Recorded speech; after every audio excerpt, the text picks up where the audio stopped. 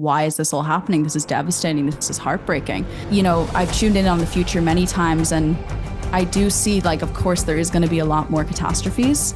But on the other side of that, they always show me that the light is going to win. Like, the digital age is approaching.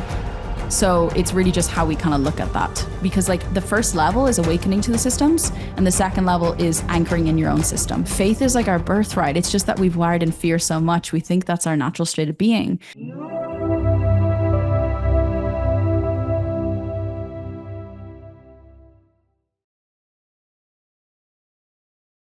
I'd like to welcome to the show Ella Ringrose. How you doing, Ella? I'm super well. Thank you for having me. Thank you so much for coming on the show. I'm really looking forward to talking to you about your unique journey into where you are getting to this place in your life. So before we start talking about your more psychic and mystical abilities, what was your life like prior to you learning about your psychic abilities, or at least coming out of the closet, if you will, with your psychic Yeah. abilities? Well, I became aware that I was psychic quite young, but for most of my teenagehood, I really struggled with my sensitivity. So I guess I was hiding in a sensitive closet of always feeling like there was something deeply wrong with me. And I Hmm. really struggled to fit in school. I was failing everything in school as well. I was diagnosed with dyslexia and dyspraxia. And Hmm. so sitting in class, I couldn't retain information. It was like my mind would shut off.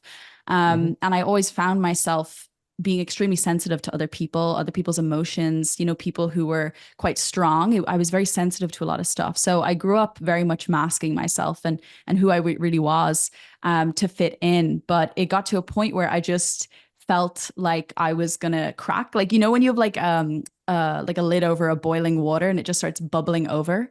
It just got to Hmm. this point where I just couldn't continue pretending to be just like a normal person.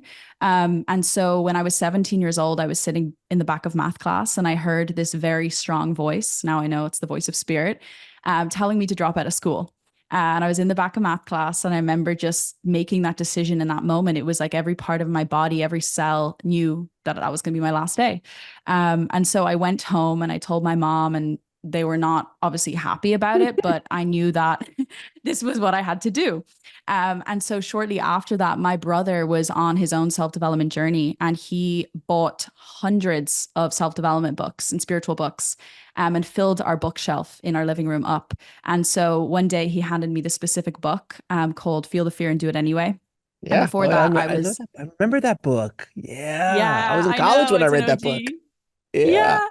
It was before then I was just depressed and I was so super anxious. So when I read that book, my 17-year-old mind was like, fear isn't real. Like, why has no one told me this? Like, it infatuated me. And so I'd been wanting to do YouTube since I was 12 years old. And so I ran home from reading that book on the train and I started my YouTube channel, even though I was petrified. What And year was that that, by the way? became, What year was that when you oh, started YouTube? I don't know. I'm 25 now. So it was nearly 8 years ago. Yeah. So we're looking at, oh gosh, so you're 2012. Oh, early on. It wasn't when YouTube wasn't Yeah. popping just yet. It wasn't Oh, YouTube wasn't Mr. popping. Beast wasn't around yet. No, not at Or all. maybe Not he at all. might have But I been. had, He might have been. he probably was, but he wasn't known. But I've been watching YouTube because the only thing that kept me going, when I would go home from school and cry every day, was YouTube. It was the only thing Mm. that made me feel I could relate to other people who were on the other side of the screen showing things in their lives, because I wanted that normality. And so I found that book and I just became infatuated, and I just went down a rabbit hole and was studying and studying and reading and learning. And one day our family, we lost our home, overnight. Like, we were told that we had to leave. So I couldn't bring anything. I couldn't bring my clothes. I couldn't bring my furniture, because it's a long story, but I had to leave everything overnight because there was a mold infestation as well. So all my products and things were destroyed. We were all quite sick.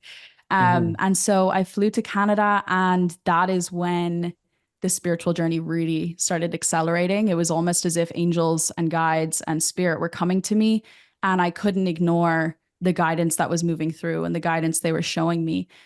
It all started with me when I was walking into a bookstore, and this book, was a book by Gabby Bernstein. It was called Super Attractor, Mhm. but it had my face on the cover. And at this time, I was still somewhat of an atheist. I was very into like energy, or emotions and mindset, but I was still very closed off to that realm. And this book had my face on it. And I remember just staring at it, looking around, like, is anyone seeing what I'm seeing? What is going on? That was my first kind of like experience where I was physically seeing things with my eyes. And I went home and read that book, and it was all about angels. And then within the next few days, the voices just came in, the connection just clicked. It was like reading that book overnight, my body just knew that this was real, and I recognized it. It was as if my soul was remembering a part of itself that was ready to be activated. And that was kind of the beginning of my spiritual journey. So when you first started to feel these psychic, the voice, I hate the voices, the voice, Yeah. the things coming through. I always like asking this, did you think you were losing your mind? Did you? Because that's a normal thing. It's like, hey, I hear voices. That's when they used to send people to the loony bin, with Yeah. that stuff in the padded set. So I always ask channelers and I always ask psychics this because it's the first question I would ask if I heard a booming voice in my head. And Yeah. was it just a voice, or was there an energy or a feeling with the voice that calmed it down, which I hear that happens as well. Yeah.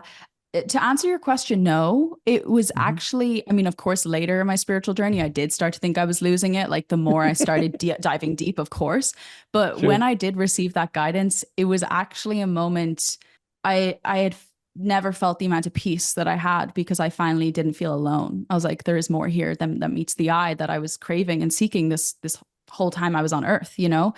So it felt very peaceful. And how my gifts work is I don't see them physically with my eye, although I did see the Gabby book. I see it through my third eye. So like it's Mhm. like I call it like a projector. Like like a movie projector screen like puts it out into the wall. It's as if my Mhm. third eye can show me it in the physical room. So I was being able to see it through my third Mm, eye, but not my okay. physical eyes, if that makes sense. Sure. Of course, yeah, I was scared of angels at nighttime when I was in bed, and I was like, oh my God, are there like these beings around my bed and all of that? But no, it didn't. It wasn't scary to me like cellularly. I feel like it was my soul remembering. As I dive deeper, it was just an awareness of like, oh no, this has been a part of my path for many lifetimes. It just felt natural. It felt normal. Yeah. Like you said, a remembering, because if you were an atheist, then past lifetimes was probably not a thing that Yeah. you really thought about or even thought was real. When you decided to come out of the spiritual closet, start your YouTube channel, I'm assuming your YouTube channel was in this space at that time, even Mhm. when you started talking about. Mhm. So you're talking about this stuff in public 8 years ago, which, to be fair, 8 years ago, the consciousness of the planet wasn't near where it is today. It Yeah. wasn't as open. There weren't these kind of conversations happening freely as many as they are now. What did the people around you say, your friends, your family, and how did you deal with what they came at you with? Because I have to imagine it wasn't all kumbaya. They were worried for sure. They were I've concerned. always had, yeah, concerned. I have a lot of joy, and Mhm. from my perspective, it was exciting me so much. I just wanted to share it. So in my head, it was like, oh, this is literally transforming my life. This is incredible. Like this giddiness in me was like, let me share all of this. So I was like spewing this online, making videos every day. But in regards to like family and friends at the time, I had actually kind of cleared all my friendships. So I was very much kind of in my own journey. I didn't have a lot of friends around me at the time. But in Mhm. regards to family, it was very much like a concern. It was kind of like, I don't know what Ella's doing. Is she getting into a cult? So that Oh, was a strong thing.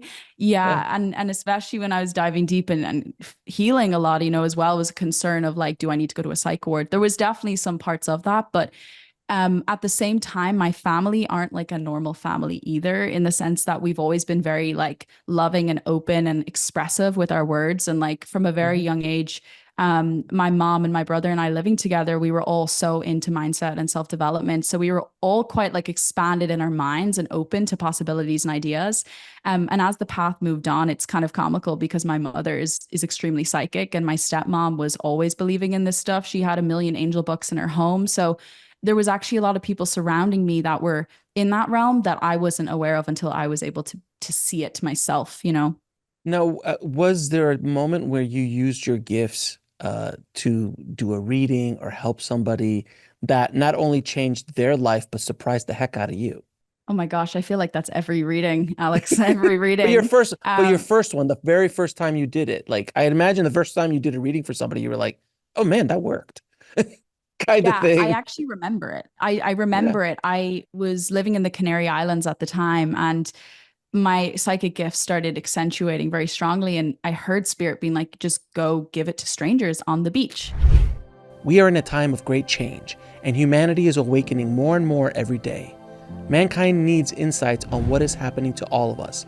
That is why I'm inviting you to Wisdom from Beyond, a 6-day virtual summit designed to awaken your soul. Experience over 9 hours of soul expanding channeling sessions led by 6 of the world's most esteemed channelers. Connect with the divine, receive sacred insights, and transform your journey by asking questions directly to the channelers themselves. This is more than just a summit. It is your gateway to understanding the profound shifts happening within and around all of us. Plus, when you sign up, you receive exclusive bonus content to deepen your spiritual exploration. Join us and step into the extraordinary.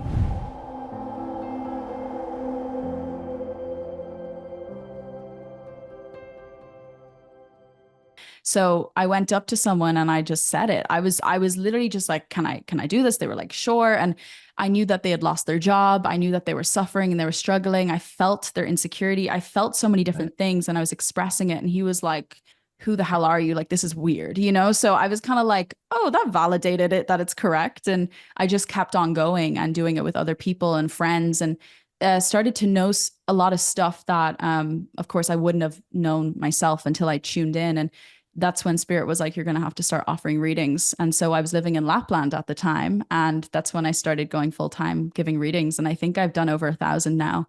And they've all been deeply transformational. But I always find that each reading I've done has given me more than what I give them as well, because I'm learning so much about each person's soul. And I'm learning so much about giving ourselves permission to have joy, Mhm. because whenever I tune into people's guides, it's nothing but unconditional love for that person sitting right in front of me. Like their guides just want the best for them. They just want love for them. And seeing that like common thread that is played out in every single reading, it's like, oh, the meaning of life is actually very simple. It's very simple. And it's giving ourselves permission to experience that. So, being in the space that you're in, and even being in the space that I'm in, there's Mhm. criticisms that come towards you.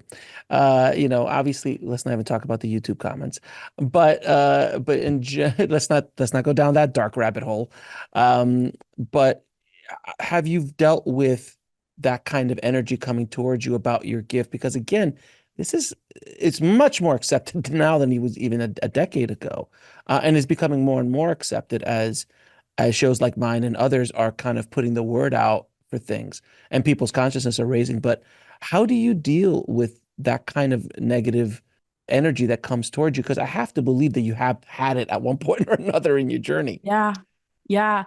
I mean, what's quite interesting about that question is it doesn't really bother me for the reason that I dove so deep into heart awakening a long time ago and connecting to my heart that I feel just genuinely compassion, because I find when people think of this as kind of weird or not real, I have like this sadness feeling like on some level they're missing out, because it's so joyfully infectious in my life that I kind of just see it as like, okay, it's just not their time yet. And it's very accepting. And also from doing so many psychic readings, I really feel I have one foot in the physical and one foot like in the higher realm. And so I see everything from a higher perspective always, rather than like a grounded, like reactive state of like, why is this happening to me? I always see it from like a soul level of being like, okay, it's not their time.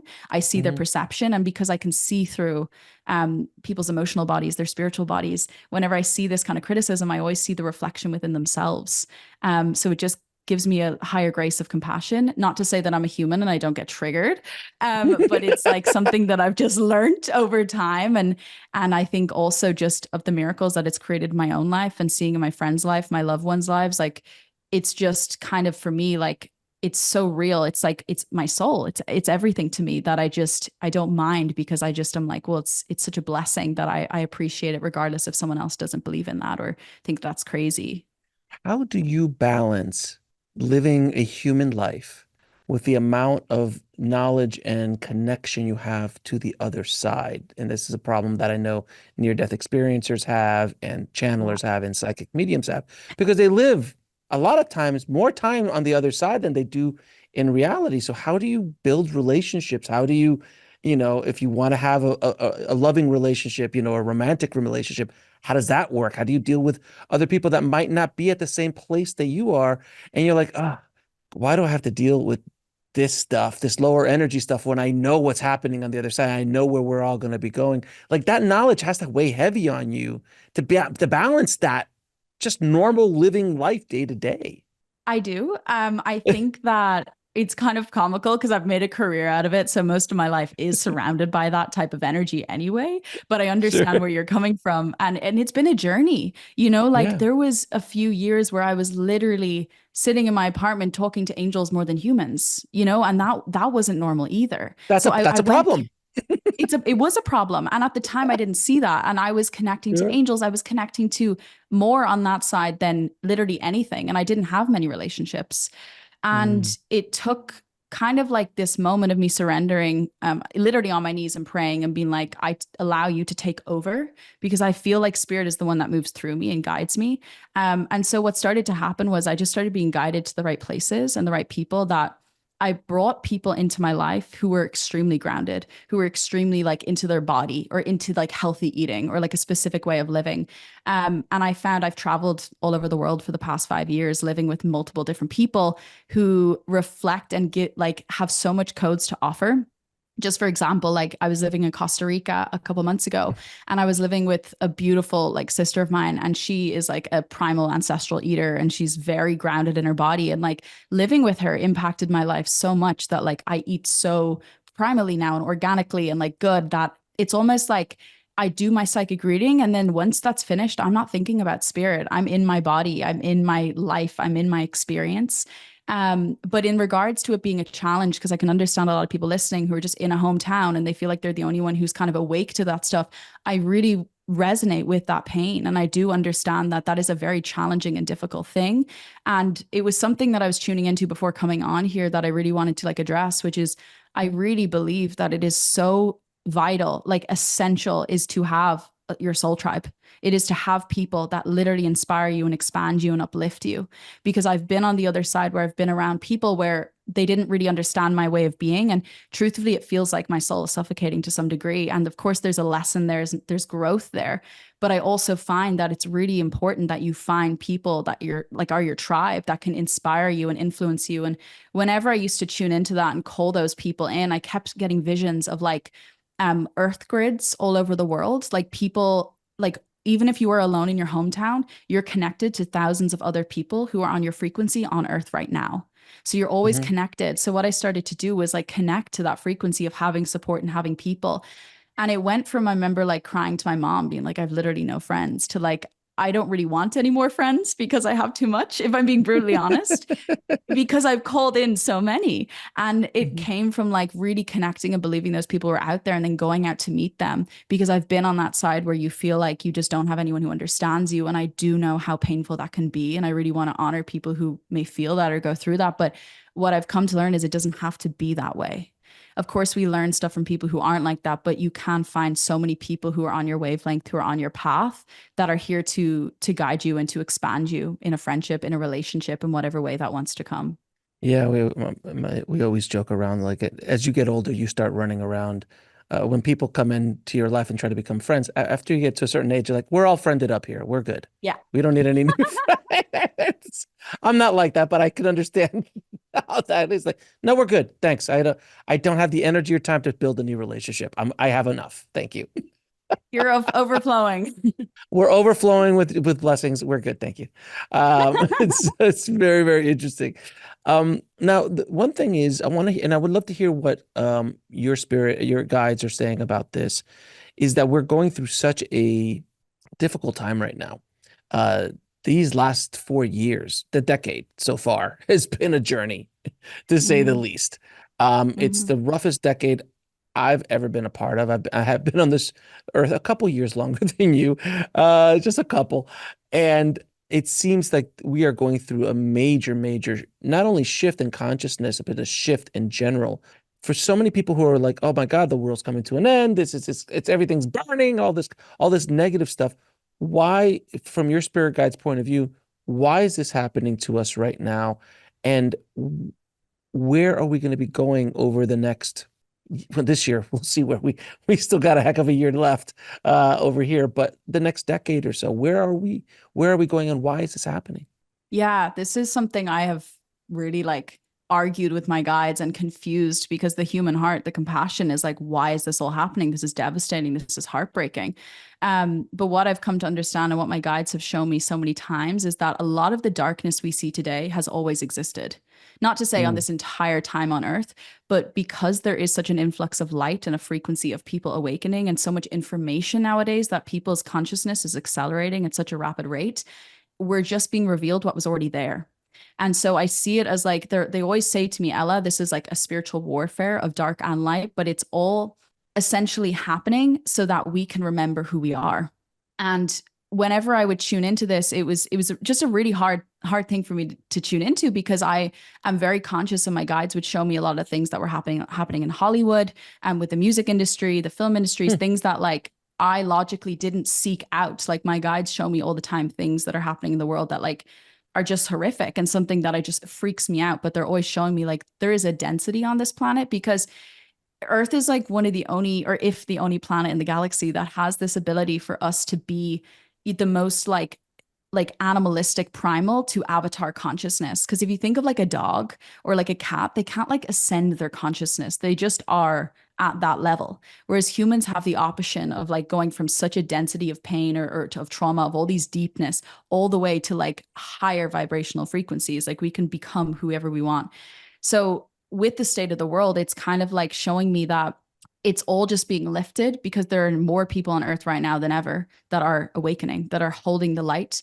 Because a long time ago, there was a darkness that took over and tried to place these fear paradigms on the earth that we have all been controlled and constricted to live and embody every day. And so we're waking up to expand that and to remember our light. So the more that we see these terms play out, unfortunately, that is a reflection of how much we're then remembering who we are because we're being asked to look within ourselves and to remember the light, which is kind of the purpose of this earth. And, you know, I've tuned in on the future many times and I do see like, of course, there is going to be a lot more catastrophes, but on the other side of that, they always show me that the light is going to win. I have been shown like I don't want to get too into it because they always say like it's not for most people to know, Hmm. but there are going to be earthly disasters. I've been Hmm. shown that a lot, but the reasoning for that is of a higher level again, and it's something that just doing my work as a psychic and seeing the higher level in everything, it allows me to hold that higher vision again of understanding because I see it as like on a human level, we're very reactive, we're emotional, we feel. But on a higher level, the soul is like just breath. It's just like a heartbeat. It's so neutral about everything. So when we can hold a higher perspective and understand that this is all happening for a higher reason for people to remember of who we are and to take back our power, that's kind of the higher scheme of it. So like they're showing me like a pyramid right now. It's like remembering the top of the pyramid, the higher mind, and like understanding and holding the light of that because we come here to remember who we are. And the more people wake up to that, the more it's going to shatter those fear paradigms that we have been under illusion for centuries. So how can we maintain spiritual balance during this insane time? Because it's one thing to go up to the Tibetan monastery up in the Himalayas. Yeah. We just eat pure food all day and sit down and meditate for 8 or 9 hours. Very Mhm. easy to become, not very easy, but easier to have spiritual Mhm. enlightenment in that scenario. Of But the rest of course. us don't live in that world. Some Mhm. of us are parents. So I always said to yogis, I'm like, where's there a yogi that had kids? And there's only one that I found. But it's very difficult to have enlightenment when you have to deal with real world events, just normal life. But then now dealing with this turmoil and the wars and the economic stuff and the political stuff and and everything that's happening to us. How can you maintain spiritual balance in the middle of that kind of hurricane? Yeah. And what's interesting is I had a dream about this a while ago that spirit answered that question because I was very much battling between the two worlds. And they showed me that everything that is happening, I think this understanding that like spirituality is something outside of ourselves, or it is like something we need to transcend and move into a different realm. Like the earth experience is the spiritual experience because everything is spiritual matter. So Hmm. I see everything in this world as the spiritual experience. And it went from me, you know, going and sitting in circle and ceremony and retreats and traveling all over the world to these events and doing what you were saying of kind of like moving up the scale to the mountains and to these spaces of enlightenment, to come to this point where I am now of I have no desire to do any of that, because it's not about me finding these heightened spiritual experiences. It's getting dirty in the game of life and the reality of this. So I see everything as kind of like a spiritual experience.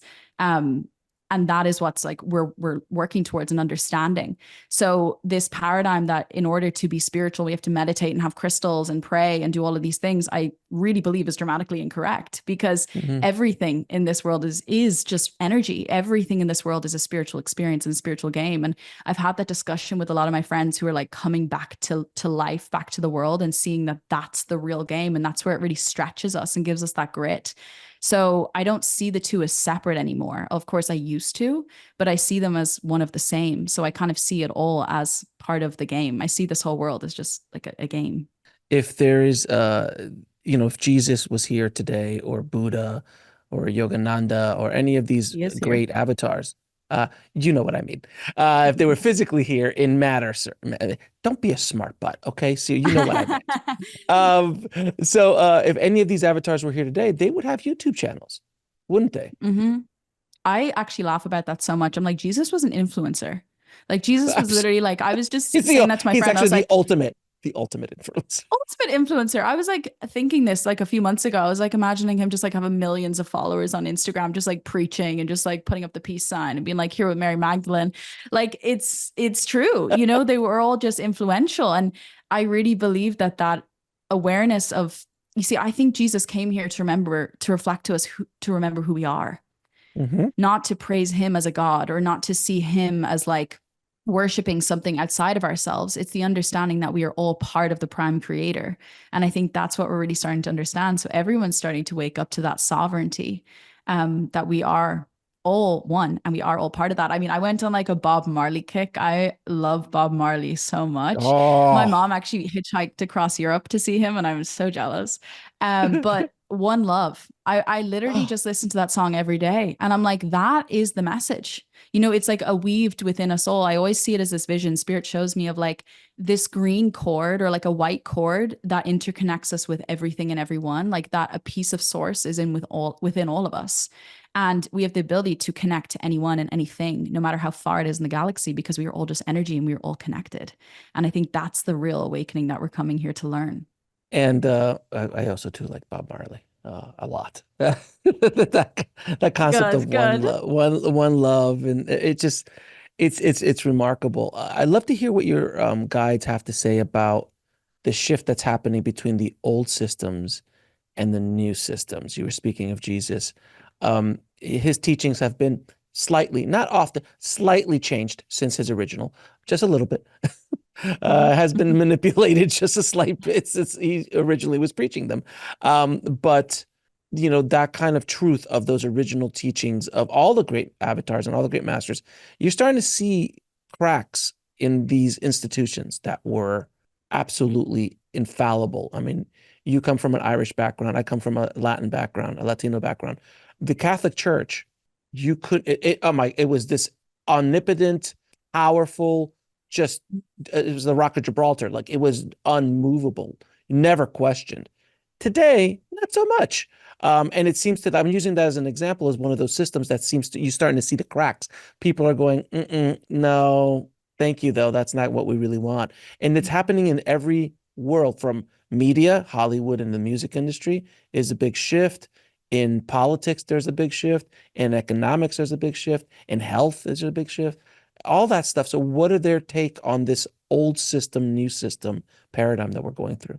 Yeah, and I love that you said it's a paradigm, because Spirit have shown me the old and the new a million times. I've spoken about it in so many YouTube videos as well.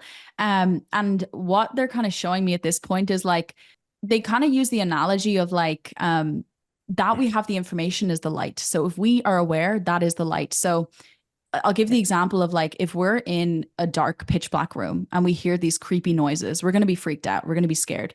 But if we turn on the light and we see where that noise is coming from, we feel a bit calmer knowing where it originates from. So when we have that awareness and we have that understanding, that in itself is enough to really start to enhance like what is happening. But what I've come to learn and what my guides are starting to continue to tell me now is like, it's not about us waiting on the side and just like waiting for these systems to change, because like of course we believe that they are going to change eventually because we're all kind of waking up to that, but they're still very much concreted in their own way.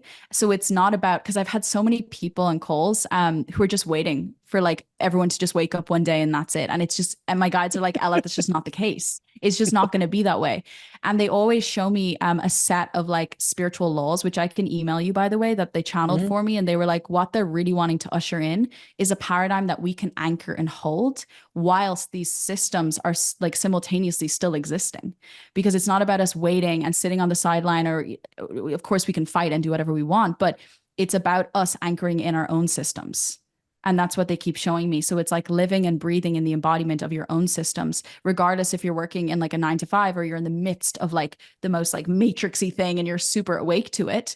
It's living in your own system. So I can email that to you, some of the Yeah. laws that they've shown me, because what they're wanting to do, and they're even showing this now, is like it's about us anchoring in the new systems instead of, because like the first level is awakening to the systems and the second level is anchoring in your own system while Hmm. simultaneously. And the more people that remember that, because it's sovereignty, the more Hmm. collectively it's going to start to shift. But we are very much in the next 50 years, like things are going to very much accelerate and shift. Like it's just a matter of time.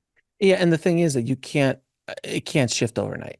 It would be, No, the world would literally explode. You couldn't. no. So if tomorrow all of a sudden all fossil fuels are gone, Yeah. and we're like, we're just going to do electrical. We don't have the infrastructure for all electric now, or we don't Yeah. have the infrastructure for like it takes time to shift those systems, Mm-hmm. either political, health. Look how long it took for organic food to become a thing.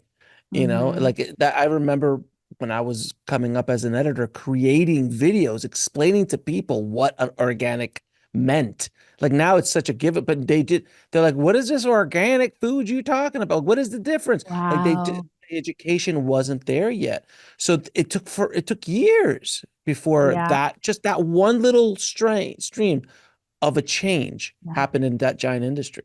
Yeah, and I find that like what you're saying is so true, and it's such a I always say like if everyone went through spiritual awakening at once, it would be an absolute shit show. Like there is levels to this, and Spirit have shown me like to like during COVID, that was a massive, massive wake up call. They always show me like a siren, like they're sending out this light and it wakes up the people. Do you remember that noise when I don't know if you had it when you were like a child, there was like a ringing noise that until a certain age you can hear it. Like Hmm. after a certain age, I don't know, some people might know this. It's like a buzzing noise that you can play and only a certain age of a child can hear. And after that, adults can't hear it. It's invisible to the ear. And I Okay. see it as that of kind of like when they send that ding or that siren out, the specific people that are meant to hear it will hear it.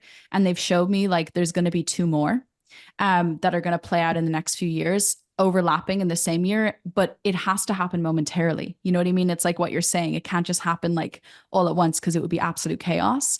And at that as well, they want to say they have been speaking to me a lot about AI. And I know when it Mm. first came out, I kind of thought like, oh my God, this is ruining the planet. You know, I want us to go back to the old days. And I'm like, the truth is we can't, you know, like this is the most electronic, technical world we've ever been. And we can't just go back to like cooking everything under a fire, you know? But what they're showing me, they keep saying to me is like AI is actually a blessing. And they're like, this Hmm. is a way to faucet abundance and to faucet information and resources so that we can expand our consciousness at a more accelerated rate. And for people listening and people who watch you probably have felt like they've lived 30,000 lives in the past even 3 years because we're accelerating at such a rapid rate. And that is because Oh of the God. information age that is accelerating. And of course, like the solar flashes and the frequencies, but on so many levels, we're expanding at such a rapid rate. And AI actually has a very beautiful part to play in that, as well as like all the information that we had at our fingertips. Like it truly has never been easier, in my opinion, in regards to the system and the way the world we are in now. That's like the digital age is approaching. So it's really just how we kind of look at that. Isn't it amazing that like when I first heard AI and then like it felt like the next day, oh, it's everywhere. What happened? Like it was Yeah. so fast. I mean, Yeah. ChatGPT was what, a year and a half ago? Did it come So out? Like crazy. Yeah. seriously? Now it's incorporated in every so millions and millions, if not billions of people's lives around the Yeah. world and their businesses and things like that. And how it is really fast. What it does, it just takes a lot of the time that you would spend doing something that's Hmm. mundane, uh, Hmm. and speeds it up for you. Yep. but it's very similar to, and not in the same way, but the Spartans back in the day or the Greeks back in the day had slaves. And those slaves were able to do a lot of the menial things for them so they could sit and think deep thoughts or think or sit and become warriors like the Spartans did. I'm not Mm-hmm. saying that's a good thing, but it is an analogy of what's happening with AI now because it's just taking the mundane stuff off of our plate so we can then start like, okay, I have this time now. What's the meaning of life? Kind of thing. Because now you're not worried Yeah. about, I gotta go for 45 emails. And I'm actually upset. Like I want it to speed up faster. I want AI to like take over a lot more parts of my life to speed things up even more because I'm just like, why do I have to what time is good Lord. Would you agree? Yeah, but it's creating so much more space and time for us to access our own creation and to like really, I mean, of course, again, I really find it's very important for us to maintain our time as well, though, because right now, of course, there's so much content and information like Instagram, it's very easy to like scroll, but I really encourage you to like take your time to step back and like utilize the time that you have wisely because there Mm-hmm. is so much space then for you to cultivate and create like so much awareness and so much just like crazy things that can happen, like absolute magic. So, yeah. And you were saying that things can't change overnight because it would be chaos. It would be the equivalent of you waking up one morning and all the abilities that you have now are just thrown upon you. You Mm-hmm. literally would lose your mind because you couldn't process it. Channelers, from what I understand, they are kind of weaned into it because the energy of those entities coming into you, your nervous system literally will pop like a circuit board because it's not built to handle it. So it takes time to kind of ward out. And some people have different circuit boards than others and can handle things at a different level. But generally speaking, it can't just be thrust upon you. Is that a fair statement? It's probably correct for a lot of people. What's funny with me, Alex, it was kind of like that overnight. It just happened overnight when it happened. But after that, my nervous system was fried and I had burnout for an entire year, So there's So I that. don't know. Yeah, it's very real. It's like stretching our capacity to hold.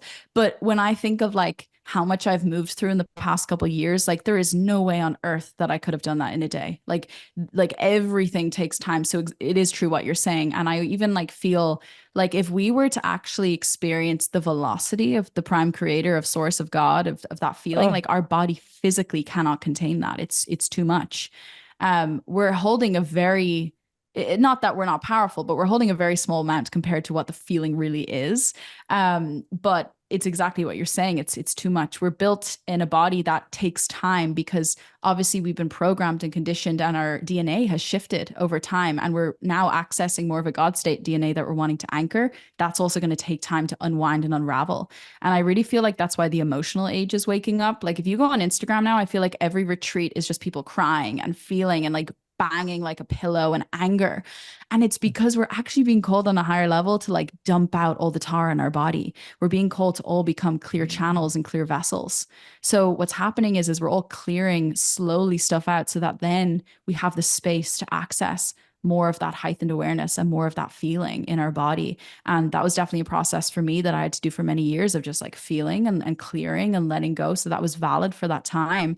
But I see that for a lot of people, even if they're not like awakening, they're feeling a lot deeper because we're all connected. We're all moving kind of out of an emotional dark age. So yeah. and it's like the older generations. I mean, can you imagine grandparents or great grandparents going to therapy, having Yeah, like, tell me. yeah, it's like a new world. But I heard a quote, like someone say this, not a quote, but like a while ago, and it has always stuck with me. And it was that feeling is a privilege. Like the fact that we are at an age now where we're able to feel and we're able to like talk about things that we weren't able to, like that is a privilege because our grandparents, our ancestors, they couldn't do that. They just had to get on with it. You know what I mean? It was Right. like stone cold, like suppress yourself and move on, and I very much saw that in so many, like every generation and every sorry, not generation, every culture. that was just the way it was. And they were very much smacked into that. And so I also feel we're feeling so much for our ancestors. It's not all our own because we're also ancestrally connected. So when we're feeling something, I know a lot of my healing journey, when I was moving through stuff, I was feeling my grandmother's pain and I could feel it physically in my body. Same with my great grandparents, people I didn't even meet, because it's like, it's an honor that we get to feel now, because I even laugh the fact that we get to like order food, or we get to like order something and it can come the next day, like Amazon, or we order a Next taxi. day, Like 15 minutes, 20 minutes, it gets there. Yeah, it's yeah, it's insane. absurd. It's absurd. It's like everything is such an easy access. It is a privilege to be in this day and age. And I have had to wire that in within myself. I'm laughing at your clock is 12:12, is it? It is But 12:12, yeah. yeah. It's like my guides were like, it's all perspective. And for ages, I was like, this is the worst time to be alive. People are like on screens, we're all disconnected. And then I had to move to this whole other side of the pendulum and be like, this is a freaking privilege. We're connected to people all over the world. And that is a part the internet had to play in the global awakening, because we can talk to people in China and Russia, like you're across the world, like that was not a possibility before. Like it's Mhm. profound the amount of abundance we have right now and opportunity in that. It's Well, wild. My mind even like gets giddy just like thinking about it. I mean, right now you're on the other side of the world right now, and in a different time zone, and different everything, and we're having a conversation like you're in the room. That's Yeah. absolute magic. I mean, if I would have said this to anybody 20 years ago, they would have been like, "What are you in a sci-fi movie? Like that's insane," Yeah. Like, I mean, and like I said, I'm a bit older than you, so I remember what it was like before the internet. And I also remember when the internet was showed up and people saying, "Oh, it's just a fad, this internet thing. It's just not, what can you really do on it? Like it's the same thing they said when personal computers showed up. Like, what are you gonna Hmm. do with that? Like it's always that thing. But what I've noticed in my lifetime is the speed has changed so rapidly of things changing in our lives. So when we first start, when I don't know if you remember Blockbuster, back in the day, the video stores. Yeah. But video stores came, then DVDs came, then streaming came. And Yeah. before that, think about it, movies, I'm going to use the movie industry since I'm that from there, from 1900 to 1980, really never changed. A little bit more Yeah. technology, a little bit more of this, but it was pretty much you shoot a movie, you go to the movie theater, see it, and that's the end of the day, right? And that was it. Yeah. That was all you can do. You wanted to see a movie, you got to wait for it to come back. Then VHS showed up, DVD showed up, streaming showed up, and it's just now it's like now it's on your phone. Now there's people like you and me making content without a middleman, telling us Yeah. what we can and cannot say, do what would say. It's so rapidly changing. Even in the time I've been podcasting for 10 years now, almost 10 years I've been podcasting. And just a shift in the time that I've been doing it, it is Yeah. insane how fast things are going. And it's not only in this technology, but in every aspect of our lives, from the awakening, from people seeing, hey, those politicians aren't, that's not, no, that's not, oh, that religion, oh, no, oh, that economic situation, no, it seems to be moving quicker. Would you agree? Oh my God. I don't even like it's insane. It's insane to me, Alex, because the amount of deaths and rebirths I say people go through, like processes, is quick and it's fascinating. Like maybe before we would feel a process for 2 months or something we'd go through. Now it could be in 5 minutes. And you're like, okay, Hmm. good, on to the next thing. But I want to touch on something because you were saying like I even think of like emails or like, Yeah. sending someone a message and it just dings across the world, but people don't believe in the spirit realm. I'm like, what are you talking about? Like, we literally send something and it whizzes off across the planet in like literally a millisecond. Like, that's wild to me. But what you were saying about the politicians and waking up to like, okay, there's a dark force running this show. Um, I'm sure you've talked about reptilians and the dark force. Sure. Maybe, I don't know. Yeah, of course. The thing I find with the light of information, like knowing the information, is that these systems feast and survive off people's fear, and they survive off people's paralysis and scarcity. That is how they Hmm. self-sustain, because they've disconnected themselves from the light, from the creators. They need a way to self-sustain.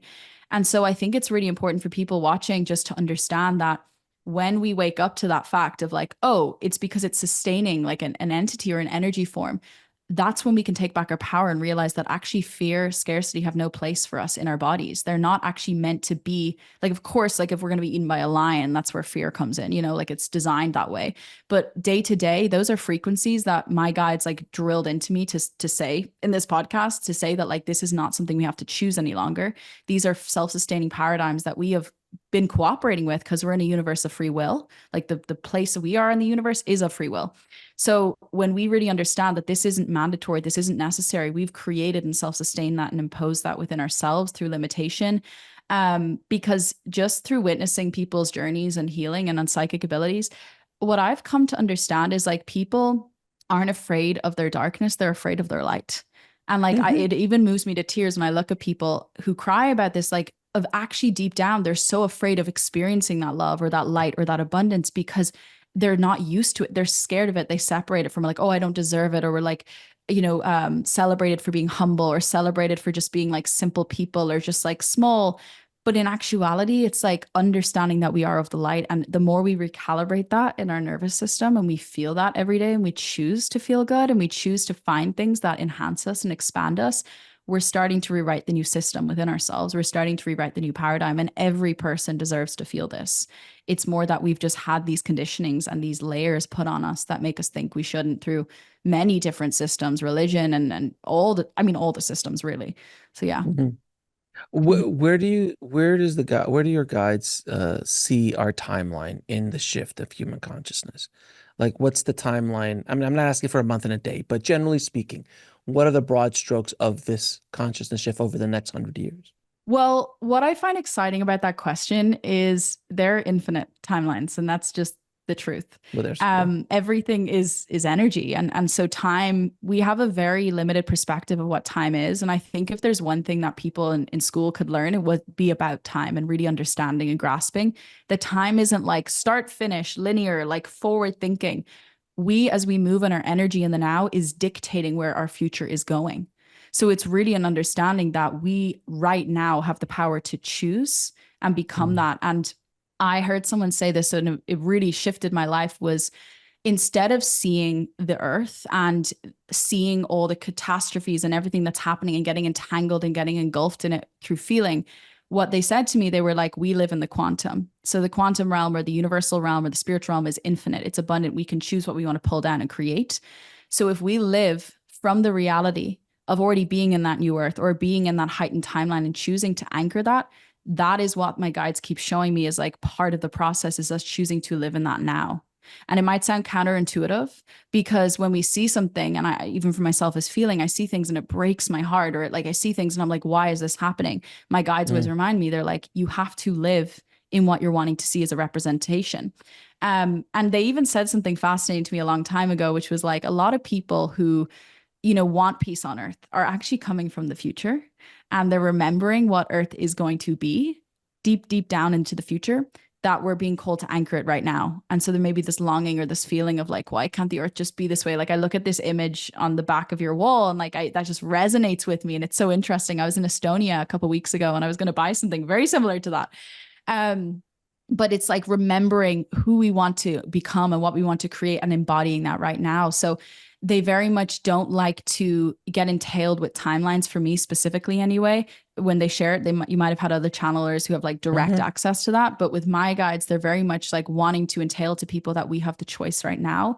Because if anything, if I were to tell you a timeline, we're living in the end of that timeline. We're choosing that and we're going, oh, that is going to be a reality. And then whoever, how many people watch this, anchor that in, so it's like we really have that power of our energy of what we want to alchemize and move into to then create essentially, if that answers your question. It makes sense. I understand what you're saying. Mm-hmm, mm-hmm. Um, do your guides have any message that they want to kind of put out into the world now? They're showing me in words, they're like, love is of access to everyone right now. Like the access of love is for everybody listening at any point in time. I'm just getting a vision of someone like a mom picking their kid up from school and they're just over the mundane, or like someone in their job. It is of access right now. And I think that's where we're coming more into is of this presence instead of choosing what's going to happen down the line or where are we going or how's this happening or waiting for the systems to change. Instead, we're right now what we have access to and ingraining that in now. But I also really want to express that it is everyone's birthright to feel joy and to have permission to experience joy and to experience abundance and to experience love. And that word abundance gets thrown around so much, it kind of makes me laugh. But I see the word abundance of the opposite of scarcity. And when we look around at people's frequencies, they're scarce, their bodies and their backs are disheveled in and their hearts are closed. Abundance for me is really understanding we are infinite. And I even invite people to say that my affirmation, I am infinite, and really feel into how it feels to be infinite. They told me that a couple of years ago, and I always felt it. And I was like, whoa, because we're a soul, we're infinite. Like we never die, we're eternal. And so when you feel into this infinite state, it fully opens your aura and your body to realize like whatever you're focusing on in the mundane, whatever you're stressed about in the mundane is so irrelevant in the higher picture. And so if we can wire that in, again, coming back to the systems, which I'll send you to put in, what you're really doing is you're fully anchoring in heaven on earth now. And that's just what they want people to know, is that it is all of access to them right now. And to follow that path of love. And it's okay to not know where you're going as well, is what they're saying. You know, a lot of us, we want certainty, myself included, psychic. Hey, like I'm like obsessed with knowing people's futures. I'm like, well, let me see. But what I really have come to learn is like, you know, that quote, I don't even know what it fully is, but it's like when the student's ready, the master will appear or the teacher will appear. Sure. Yeah. Yeah. They're just showing me, I'm being guided to the book behind you. They're showing me like when someone chooses to access love in this now moment, they keep showing me this vision of someone working in a corporate job with coffee and they just don't like their job. Making that decision to access that now, the next step is revealed. The book falls off the shelf. That was my path. That was my journey. You know, it just continues to unveil step at a time.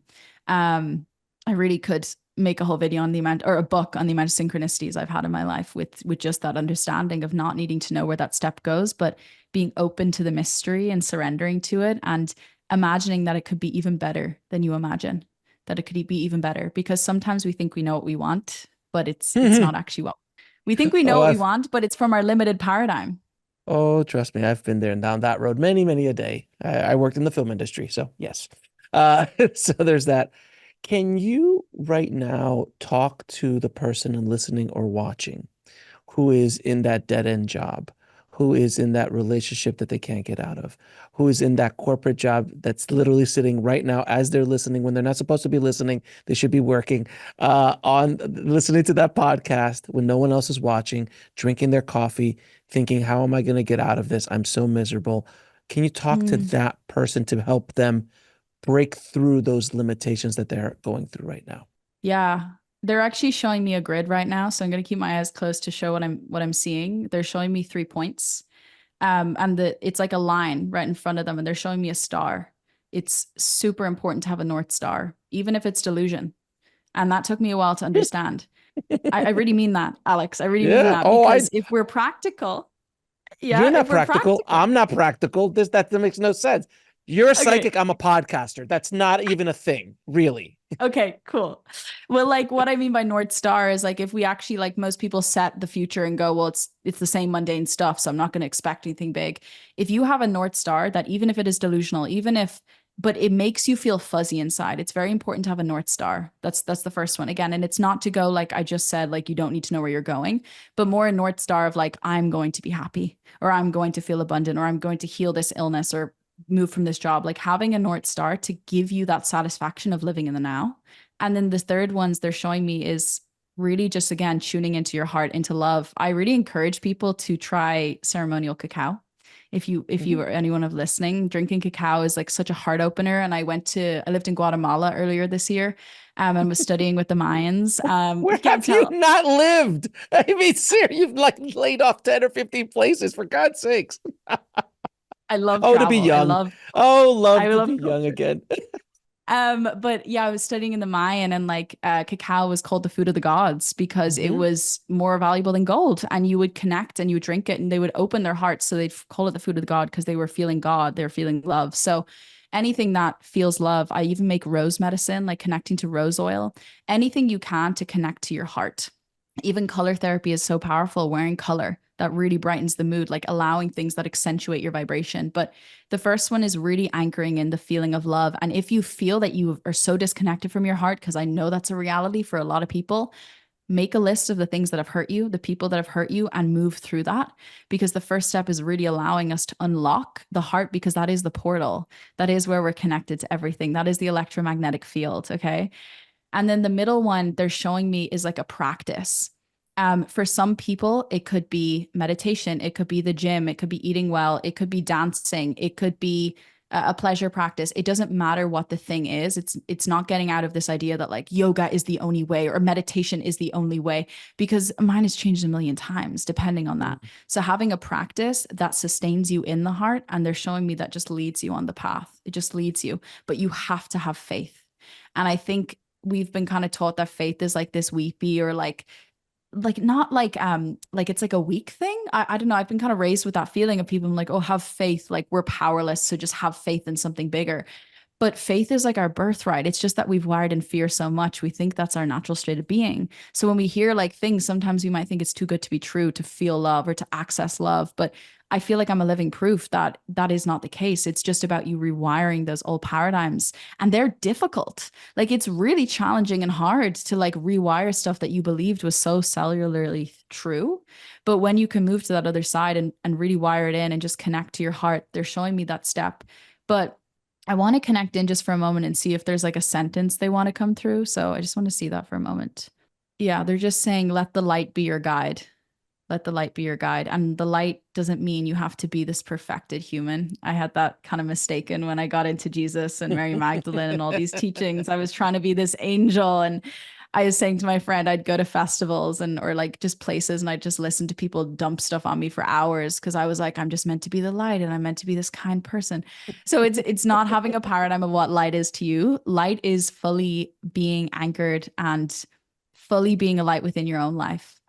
Because I do believe we're moving into an age of sovereignty. We're moving out of that guru age. For myself, anyway, that is a paradigm I've had to let go of, this guru that people have the answers or know more than me. Of course, everyone has something to teach us. But moving into this sovereignty is understanding that when we are fully embodied within our own message, our own light, we're an inspiration for others. And that is what is the light work. Like when we're fully anchored in our power and our light, it inspires everyone around us. Like you doing this podcast, you've inspired millions. So it's really allowing your light to lead you and choosing yourself as the project, as the avatar, as the full soul experience of going, well, how can I craft my reality? How can I craft myself? And it sounds counterintuitive because I feel we're here for the world, but when we fully tune in on ourselves, we're an inspiration, and that is where we can fully lead. So letting our own light lead us, and that's unique and different for every person.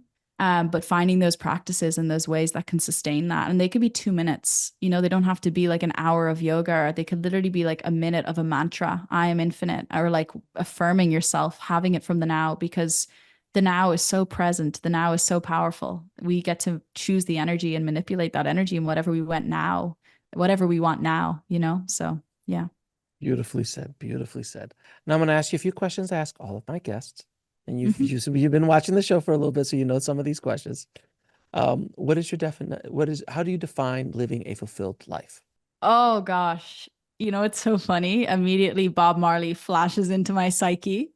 Uh-huh. I believe it's one love. That is, I think, the core thing. The core paradigm I've locked in is one love, is seeing God within every person, seeing light within each person. And it gives you permission to fully be in whatever way you want, because you feel everyone is deserving of their own way. Like when I think of one love, or when I think of oneness, I really see like the things that, you know, the energy of jealousy or the energy of like scarcity. When we see other people living a reality that we desire, if we understand they are me, it is of access to me too. And so then we just want that for everybody too. We want good for everybody. And then we feel more worthy to experience that ourselves. So I find oneness has so many umbrella terms to it, so many gifts and so many nuggets, but I think it's one love. Beautiful. If you had a chance to go back in time and speak to little Ella, what advice would you give her? Honestly, nothing at all. I'm so proud of the way she did it, and I don't think there was anything I would change. Truly. I mean, you give her a hug, though. Give her a hug. Yeah, I would say I'm proud of her. I'm happy for her, but I just think everything that happened made me the person I am today. So I don't have Agreed. any regrets ever. How do you define God or source? I love that question. And my mind has gone to every place under the planet to discover that question. Um, Hmm. I believe is the source and the creator of all things. Simply put, is that it is of love. Yeah, it is of love. It is And love. what is love? Oh my God, it is everything. Everything, especially from a psychic perspective, a higher self perspective. I see that everything on a higher level is from love, even though on a human level it might seem messed up or dark. And what is the ultimate purpose of life? To remember who you are. And where can people find out more about you and the amazing work you're doing in the world? Yeah, you can find me on YouTube at Ella Ringrose. That's where I'm posting my videos. That's where you can find all my links. Okay. And do you have any parting messages for the audience? Oh, let me tune in. I'm just hearing we are all one creation. We are creation. To remember you're creational beings and you can create anything you want. Beautifully said. I appreciate you coming on the show so much, Ella, and for everything you're doing to awaken the planet. I appreciate you. Thank you again. Thank you, Alex. Thanks for watching. Click on one of the videos below to continue your journey, and don't forget to subscribe.